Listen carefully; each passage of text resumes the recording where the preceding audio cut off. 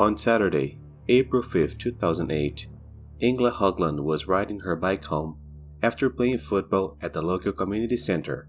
Her house was 4.5 kilometers from the field, but she just disappeared.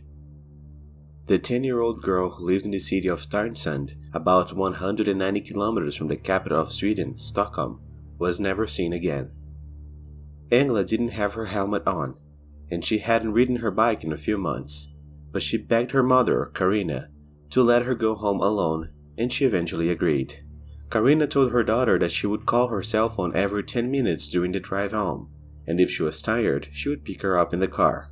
Karina did so and called her daughter several times to find out where she was, and from Engla's response, she was about 20 minutes from home, and decided not to call her anymore, wanting to give the little girl a little independence. When Engla didn't come home, Karina began to worry. She realized that the trip should only have taken 15 minutes, not 30. She called her daughter's cell phone to find out where she was, but Engla's didn't answer this time.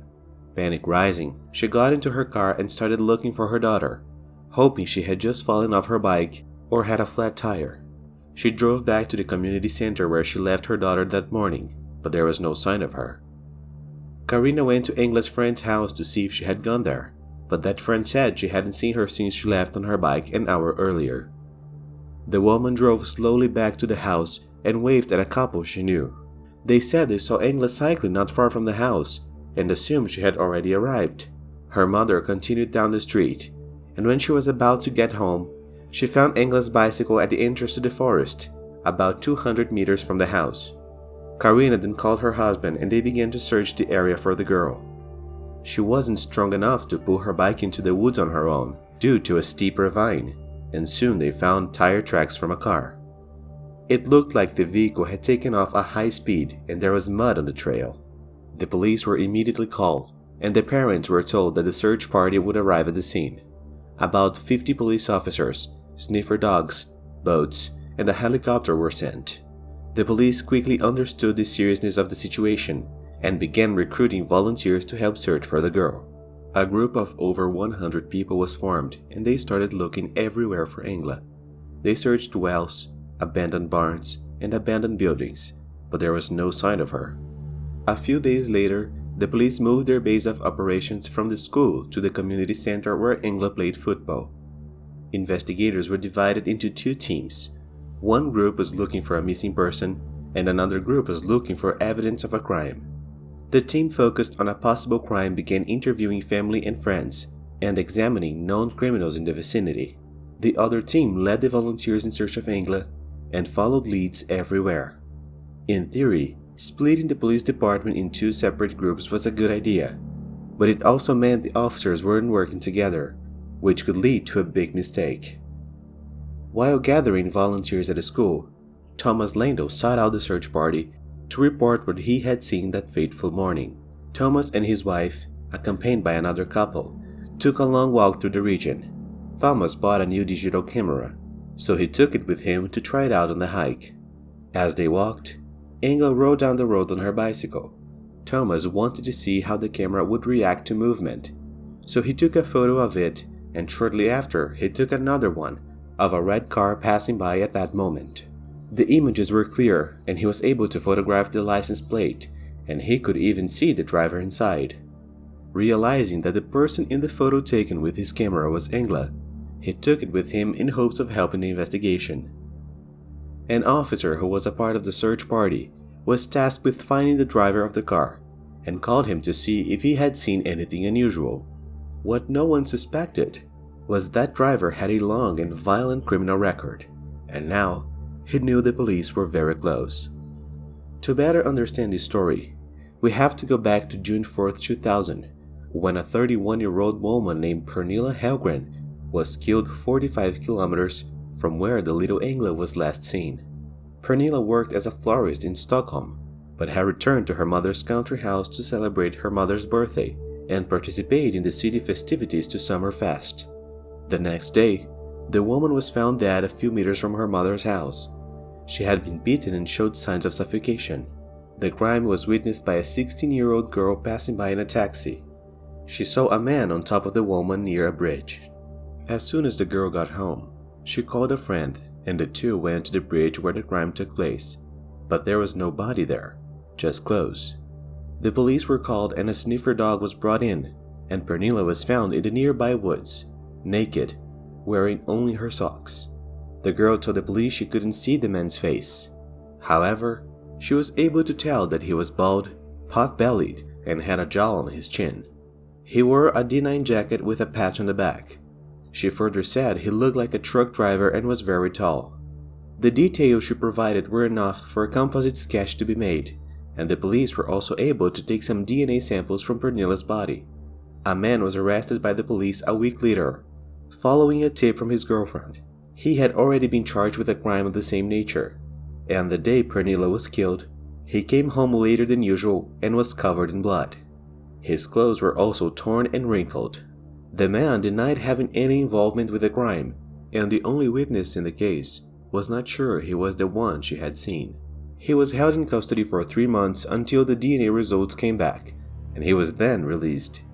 A list of 1,200 suspects was assembled by the police. Those who were already in prison or had already died were removed from the list, until only 50 names remained. A few months later, the homicide team running the case left, and the local police were left to continue the investigation on their own. Due to lack of experience or error in the process, the list of suspects was never investigated and the case went cold.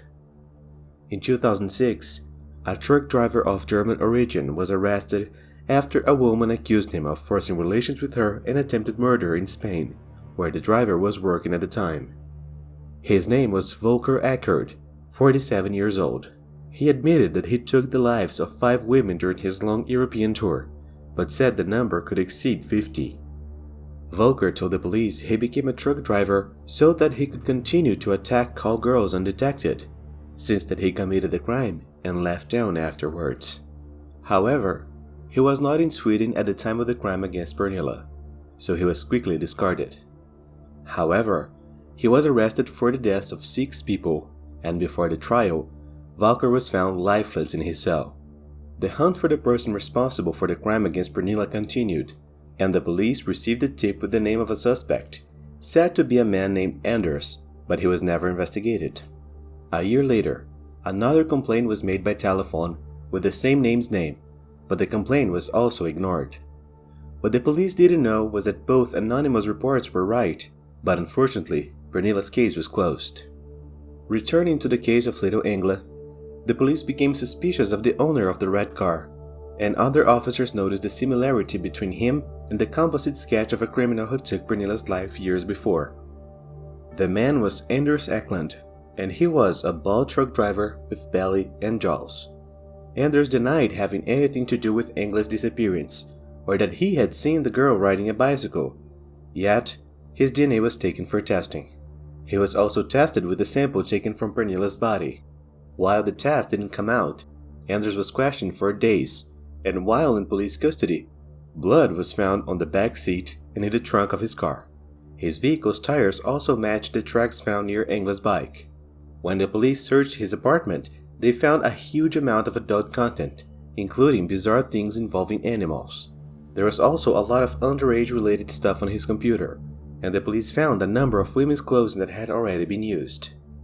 Anders knew that there was no longer any way to escape, and his long criminal history only fueled his guilt. Born in 1967, Anders Höglund had a relatively normal upbringing, but his uncle introduced him to adult content when he was still very young. When he was 13, the same uncle took him to a strip club. By the age of 14, Anders was already in trouble with the police for numerous offenses.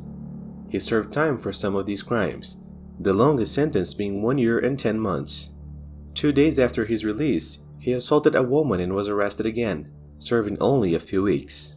On April 11, 2008, 6 days after Engla's disappearance, investigators received confirmation from techno expertise. The DNA showed with almost 100% certainty that Anders Höglund was responsible for the crime against Pernilla Höglund. Cornered, he confessed, and when asked about Engla, he also admitted to the crime without mincing words, giving scary details of what he had done to the girl. Anders told investigators that he took her life in the woods near where her bicycle was found, and agreed to take them to where he had hidden her body. When investigators arrived, Engla was unrecognizable. Anders did the most absurd things you can imagine. For you to have an idea, she could only be identified by dental records. Little Engla's funeral generated a national commotion and was broadcast on Swedish television, where her sister and friends sang her favorite song, My Heart Will Go On, the song from the movie Titanic. Anders Eklund was charged with 2 crimes with various aggravations, and on October 6, 2008, he was found guilty and sentenced to life imprisonment for the crimes against Unheard Höglund and Engla Höglund. Today he is in the correctional center in Sweden, where he lives apart from the other prisoners due to the numerous threats he receives. Anders is also suspected of being responsible for several other crimes in Sweden, Denmark, and Norway. The number of victims could exceed 20, and the police continue to investigate. Now 56 years old, he appealed his 2018 sentence, requesting early release, citing health issues, but was denied. Investigations regarding the crime against Pernilla failed due to the police force's lack of knowledge and experience, probably due to the lack of crimes of this type in the country, which means that many police officers had never been involved in such a large operation before, which seriously jeopardized the case and, of course, could have saved little Engla's life. Alright folks, that's it for today. Thanks for watching until the end, best wishes, and I see you next time.